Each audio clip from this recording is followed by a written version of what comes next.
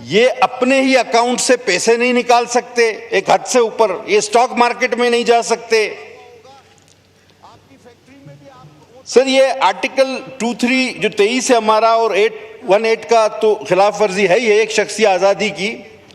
इनकी मनकूला और गैर मनकूला जायदाद ये बेच नहीं सकते, खरीद नहीं सकते, इनके अकाउंट सीज हो सकते हैं और ये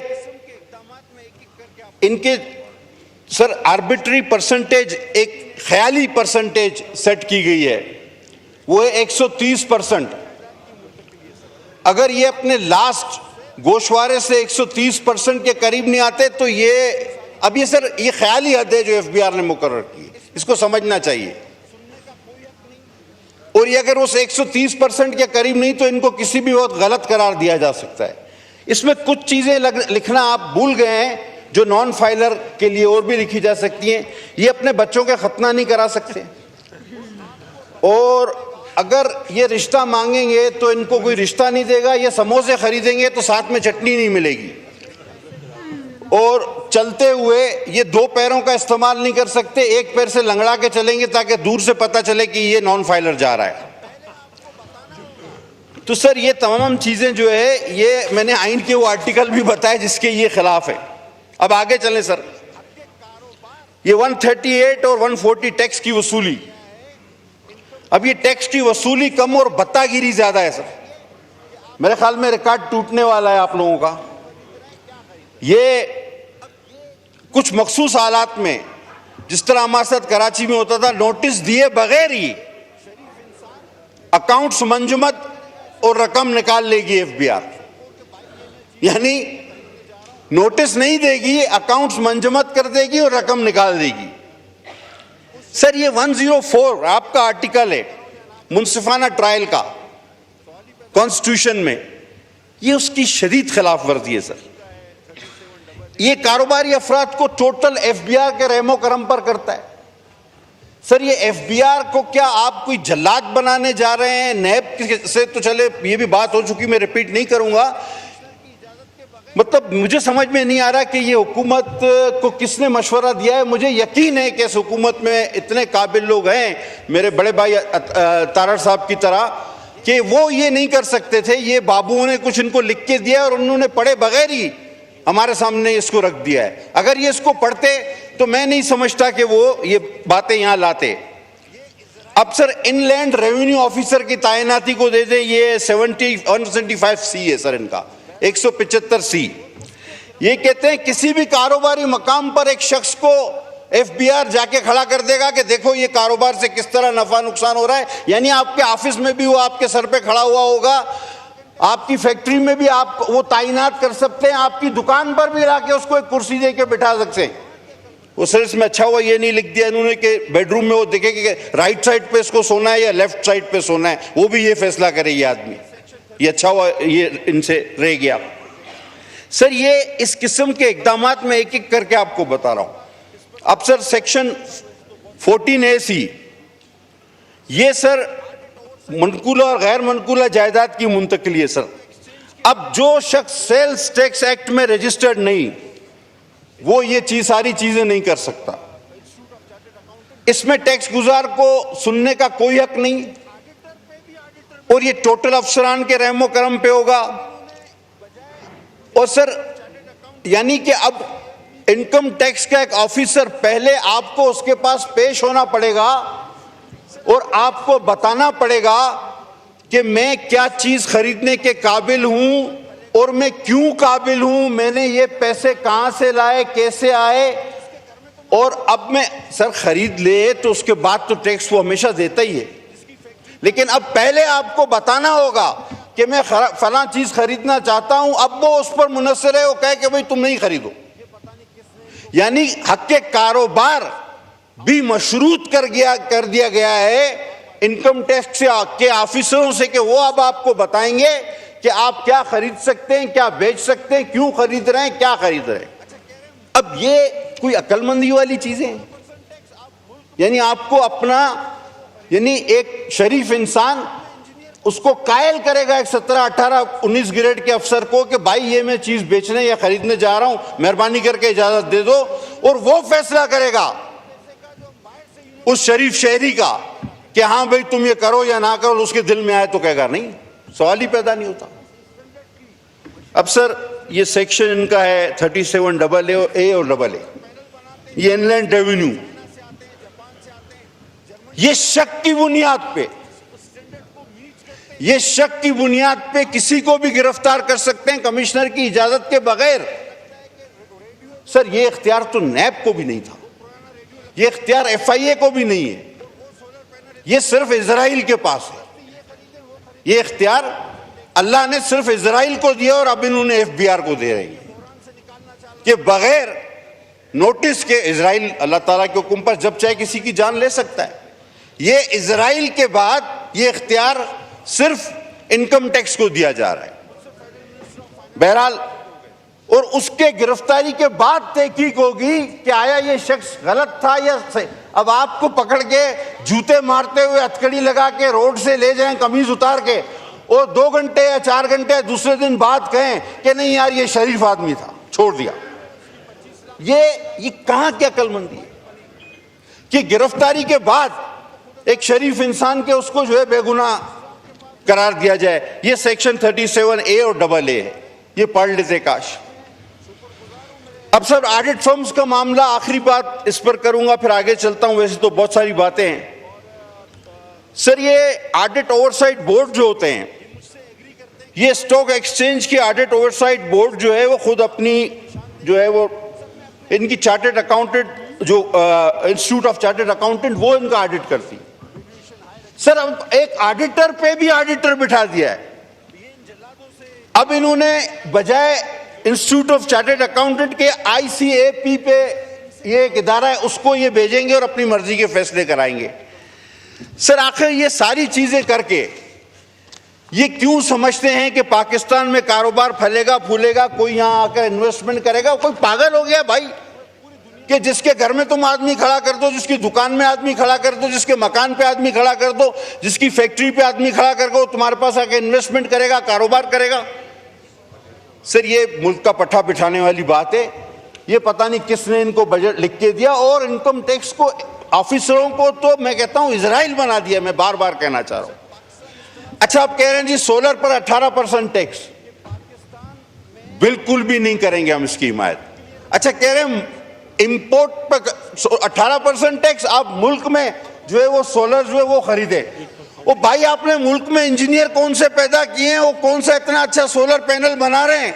सर अगर पाकिस्तान में बनने वाला पैनल 5 यूनिट पैदा करता है तो उतने ही पैसे का जो हम बाहर से यूनिट मंगाते हैं वो 100 यूनिट पैदा करता है।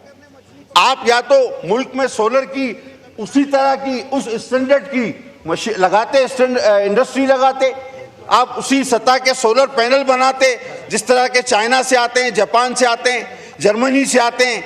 आप उस स्टैंडर्ड को मीट करते नहीं, आपने ये तो किया नहीं। आपका सोलर पैनल जो मुल्क में बन रहा है वो लगता है कि रेडियो है जो कि बजता नहीं है, वो डब्बे की तरह है। वो पुराना रेडियो लगता है जो बजता भी नहीं है, और वो सोलर पैनल इतने जदीद है। अब हम जबरदस्ती ये खरीदें वो खरीदेंगे तो 18% टैक्स लगेगा, और आप फिर कहते हैं कि हम मुल्क को तवानाई के बहरान से निकालना चाह रहे हैं। आप झूठ बोलते, आप चाहते ही नहीं कि ये मुल्क तवानाई के बहरान से निकले। वैल्यूएशन, इस पर मुझसे फेडरल मिनिस्टर ऑफ फाइनेंस मुत्तफिक हो गए। कराची की बात करूंगा, 5 लाख रुपए की जो जगह है उसकी FBR ने वैल्यू रखी है 25 लाख रुपए। अब टोटल वो 5 लाख की वैल्यू है, उसकी 25 लाख कहां से लाए कोई 25 लाख वाइट मनी? तो हुआ क्या इससे, अब इनको खुद अंदाजा नहीं कि लोगों ने रजिस्ट्रार के पास जाना बंद कर दिया। 2 गवाह रख के वो शरई मुआहदे करा रहे हैं। लेकिन मैं इसमें शुक्रगुजार हूं, मेरे दोस्त जो फाइनेंस मिनिस्टर नहीं रहे, अली साहब भी और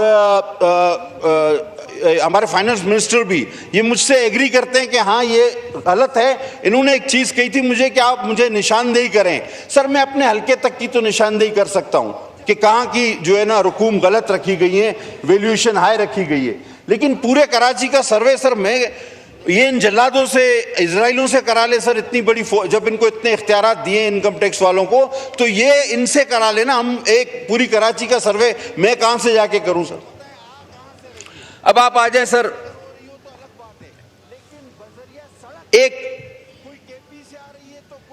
पूरे पाकिस्तान में, पूरी दुनिया में पाकिस्तान एक वाहिद मुल्क है, एक अनोखा मुल्क है कि जिसमें हमारा मकामी माहीगीर। पटेल साहब, आपके विप ने लिख के दिया कि आपको पार्टी की तरफ से एक्स्ट्रा टाइम दे दूं, तो इसलिए एक्स्ट्रा टाइम। जी बहुत शुक्रिया सर, मैं इंतहाई शुक्रगुजार हूं सर। पाकिस्तान इस तरह से एक अनोखा और वाहिद मुल्क है कि पाकिस्तान में मकामी माहीगीर को पोर्ट क्लियरेंस लेनी पड़ती है और उसके एवज उसको पैसे देने पड़ते हैं। अब वो कौन सा अफ्रीका, सोमालिया, अमेरिका जा रहा है, वो जाता है अपनी कश्ती लेके अपने समुद्र में शिकार करता है, वापस आता है, लेकिन उसको कहते हैं पोर्ट क्लियरेंस, कस्टम का पोर्ट क्लियरेंस दो। सर, एक मुल्क से दूसरे मुल्क में आते हुए तो कस्टम का जिक्र सुना है, अपने ही मुल्क में शिकार करने, मछली पकड़ने, बच्चों का पेट पालने, वो भी कभी मिले कभी ना मिले, वो भी कस्टम भरे। ये कभी हुआ है? ये दौरान बजट स्पीच मिफ्ता इस्माइल साहब ने, अब वो साल मुझे याद नहीं, मेरे बोलने पे उन्होंने मेरा नाम लेकर अपनी स्पीच में कहा कि आज से हम ये खत्म कर रहे हैं। जो मेरी बात को अगर शायद कोई नोट कर रहा हो तो वो करे। उनके इस ऐलान के बावजूद आज तक भी हमारा मकामी छोटा माहीगीर कस्टम को पोर्ट क्लियरेंस दे रहा है, रोजाना आ रहा है, रोजाना जा रहा है, कहते हैं भाई तुम कस्टम को पोर्ट क्लियरेंस दो। ये किस किस्म का जुल्म है दुनिया में और कहीं भी नहीं। सर, ये स्मगलिंग का बड़ा एक, अब सर जो चीज भी, मैं बलूचिस्तान से अगर कोयटा से चलूं, अभी तो खैर चलना हालात की वजह से थोड़ा मुश्किल भी है, लेकिन अगर चलता भी हूं तो सर 5 बार तो मेरा शनाख्ती कार्ड चेक किया गया जाता है। चले 2 जगह पे वो पहचान लेते, 3 जगह पे फिर भी मुझे बताना पड़ता है मैं कौन हूं, मैं सफर पे जा रहा हूं। लेकिन ये सर ट्रक के ट्रक, सैकड़ों ट्रक ये कराची हर चीज के पहुंच जाते हैं, सुपर हाईवे से भी, आरसीडी हाईवे से भी, और जब सब कराची पहुंच जाते हैं तो वहां पे छापे लगना शुरू हो जाते हैं कि ये स्मगलिंग हो रही है या स्मगलिंग का सामान है। ये 2 दिन 3 दिन की मुसाफिर तय करके, जहां पे सारे महकमे, police, custom, coast guard, rangers, दुनिया का हर महकमा वो कराची तक पहुंच जाता है, और कराची में जब दाखिल हो जाता है उसके बाद वो स्मगलिंग का सामान हो जाता है। रास्ते में वो स्मगलिंग का सामान नहीं है। ये मामला आखिर मेरी समझ से तो बाहर है। कोई भी चीज कराची में तो नहीं बन रही, वहां पैदा नहीं हो रही, और आपको पता है आ कहां से रही है। चले पोर्ट से अगर हो रही हो तो अलग बात है, लेकिन बजरिया सड़क कोई केपी से आ रही है, तो कोई अफगानिस्तान से आ रही है, तो कोई ईरान से आ रही है, उस वक्त वो कस्टम चोर नहीं है, वो जुर्म नहीं है। हाँ, कराची की हुदूद में जब वो दाखिल हो गई तो वो चीज जुर्म बन जाती। सर, ये भी मेरे लिए बड़ी हैरत की बात है, वो इदारे पता नहीं इन सड़कों पर क्या कर रहे हैं। सर, पोर्ट कासिम अथॉरिटी को भी इसी फ्लोर ऑफ द हाउस पे, अब फिर मुझे सन याद नहीं, अली मोहम्मद मेरी मदद करेंगे, हमाद अजहर ने जब बजट पेश किया था जिस साल,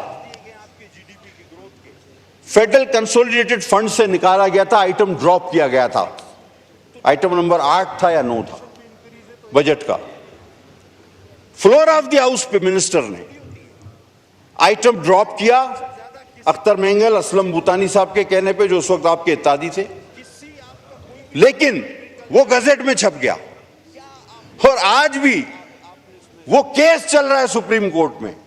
यानी हम अपना यहां पे जो वादा करते हैं, एक मैंने मिफ्ता इस्माइल का बताया, एक हमाद अजहर साहब का बताया, और जो हम वादा करते हैं वो गजेट हो जाता है, और उसके बाद वो केस चल रहा है। वो कह रहे हैं कि जनाब फाइनेंस मिनिस्टर ने तो इसको ड्रॉप कर दिया था, वो कहते हैं नहीं जी गजेट में छप गया है। अरे भाई, गजेट में गलत छप गया, जो फाइनेंस मिनिस्टर ने अपने ताजियों के कहने पे उसको ड्रॉप कर दिया तो वो गजेट में गलती से छपा है। और हमारे असेंबली का अमला भी माशाल्लाह बहुत ही काबिल है कि वो ड्रॉप किया उसने कि जी हम ये वापस लेते, लेनो जूं का तू जाने दो।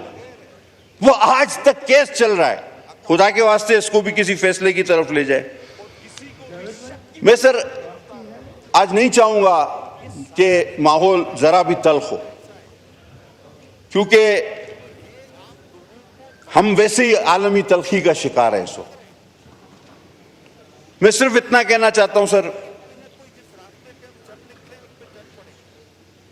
कि ऐसा बजट ऐसे वक्त में